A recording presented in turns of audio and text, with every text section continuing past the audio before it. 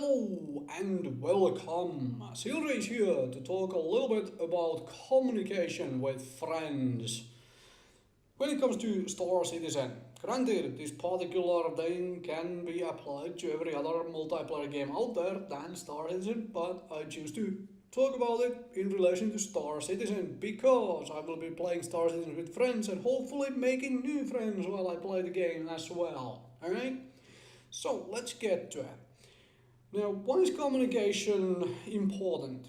You don't have to be a professional gamer or in some kind of a serious team to make up a few wordings for efficient, effective communication in situations which actually require it.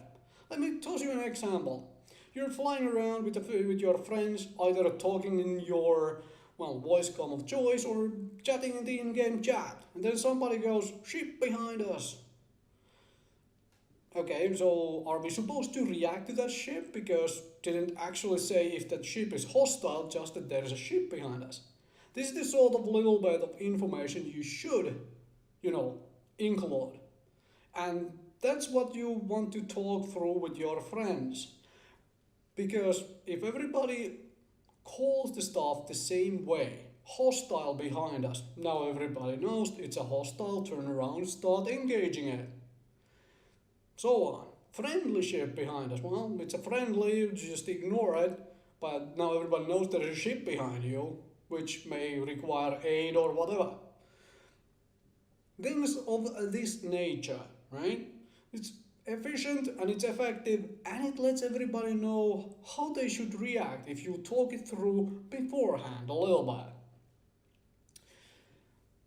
My personal preference on having different naming convention, I suppose, for a few things. Firstly, a hostile ship, obviously. You should be able to have a different word for hostile as opposed to a neutral or a friendly. If we take aviator lingo out into the question here and just call it bandit if it's a hostile and call it a boogie if it's a neutral or a friendly, that's already a nice distinction. Bandit behind us, everybody knows it's a hostile ship, turn around, fire at it. Boogie behind us, well, there's a ship behind us, but we don't know if it's a friendly or neutral. And if somebody suddenly calls it a bandit, well, now it's a hostile. You get the point, right? You get the point. And that's the point, that's something little you may want to discuss with your friends. Because if everybody calls it the same way, then everybody knows how to react to it as well. Now, we are playing a video game here. In real life, you don't really make distinction between, ships of an AI control and a human control. You really don't. Okay, drones, whatever. But you get that point as well. In a video game, I personally want to hear a difference between an AI ship and an enemy ship piloted by a player, especially hostile ones on both occasions. Simply because reactions to an AI controlled ship can be very different than one which is for a human controlled ship. Firstly, humans are typically more unpredictable when it comes to combat than AI is, so on. So, finding a different word for those, for example, bandit being a hostile human control ship and something else for a hostile, call it a raider maybe, a hostile AI control ship. Could be very workable. This is something I will still be talking through with my friends and like which wording are we using and so on. Another thing to make note of is the order of words. This is a very much personal thing. Some people don't give a damn. When I give information, I like to give location before what is there. Behind bandit, behind raider, this sort of stuff. Because if I give the location, people can already, when hearing that first word, they can start reacting to it. And it's better to start reacting to a non-existent threat than react slower to an existing threat. Right? Because, if you already start turning and it is not a threat, you can just turn back. If you start turning and it is an actual threat, well, you already are turning that way. This is a possible thing. Not everybody wants to go this far with it. I do. And of course, if you are in a real rush of something horrible happening, like you're getting ambushed, and you can just repeat that, direction a few times, behind, everybody goes into panic mode, like what the fluff, and everybody's turning around, and then they are all saying, okay, incoming. Right, so that's about that. Find a few call words, call signs, however you want to call them, for a few of the ships. Hostiles, friendlies, neutrals. Maybe difference between an AI controlled hostile and a player controlled hostile. That's my preference anyway, and I highly recommend it for everybody else because it will make your life much easier when you're playing with your friends.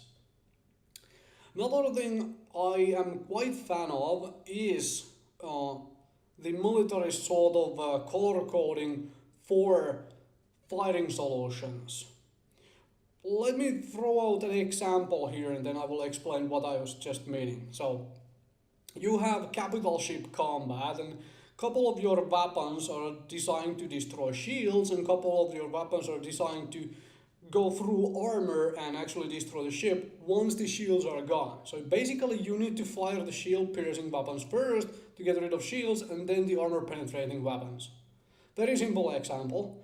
However, if for whatever reason the shield penetrating weapons do not have a line of fire on the enemy ship, then it's kind of pointless to fire the armor piercing weapons, right? Kind of pointless, well, they will probably do some damage to shield, but you still would like to fire the actual shield destroying weapons first. And this is where communication on line of fire is kind of important. You want to call the line of fire check, whatever you want to call it when you're in this kind of situation, and they respond with whether they have a line of fire or not before firing. I like the whole red-green for a very simple thing. One team responds green, the other team responds green, and you go fire. And then it's very simple. If somebody responds red, they don't have a line of fire. The same can be applied outside of capital ship combat if you're just talking about basic fighter ships. Let's say you're laying in an ambush. You're waiting, you watch a convoy come which you're ambushing, and you call a line of fire check and you wait until everybody has green. As in everybody has line of fire. And then you ambush. Instead of a couple of guys, starting the ambush and the rest not having a line of fire and joining the ambush later. Kind of easy, simple thing which not everybody just thinks through. Same thing goes, let's say there's a furball, which is a word meaning a kind of big dogfight going on, and you're joining the dogfight. There's like hostiles, and you're engaging some friendlies, and you're like, okay, let's go help those friendlies. And you recognize some kind of a big threat out in that furball, and you just call line of fire check on that target, and to start hearing greens, so you just call the fire and let everybody concentrate fire on that one target in the furball. If nobody has line of fire on it, then well, reposition until you do. Simple, easy. Two basic things, which I personally think are kind of important for basic communication in multiplayer games. Especially if you're talking about games where you shoot in kind of a coordinated fashion. Probably going to be the case in capital ship combat in Star Citizen, I assume so. Where you really need to get those line of fires correct, or in ambush situations. Line of fire checks and obviously calling out targets properly. And always remember to have some word for specifically meant for engagement. Alright? So if you're debating whether we are engaging somebody just goes in because they're unsure and the rest of the folks will have to follow in, so on. Have a specific word for actual engaging. Somebody yells that and everybody knows, okay, we are going. That helps. attack, engage, blood for the blood god, whatever. Just, go for it. Figure out something which everybody is fine with, and then when you hear that, you know we are going in. Makes life easier for everybody.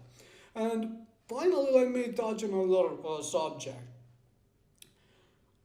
Aviator lingo, naval lingo, whatever, military language lingo, if you're not part of military, have never been in army, ever been in navy or air force or anything of the sort, just forget all of that stuff. Right? It's kind of amusing to listen to because, well, I wasn't in air force or navy, but I know most of those words and I understand their meanings, but it still takes me a little bit of the process because I am not accustomed to using them. So instead of talking about starboard and port side and stuff, just say right and left. Okay, things like this because that's much easier for everybody who is normal worker person and whatnot who isn't part of that world, who isn't accustomed to using those words in everyday life. They will completely lose the bubble and just be confused. That's what losing bubble means. Being confused or having lost the direction. It's part of whatever. But you get the point. Just forget all of those fancy things and just call them out in everyday language. And that is me done. Those are my simple communication tips. It took a little longer than I expected for this particular video, but hey, hopefully this was helpful to somebody out there. Thank you very much for watching and listening.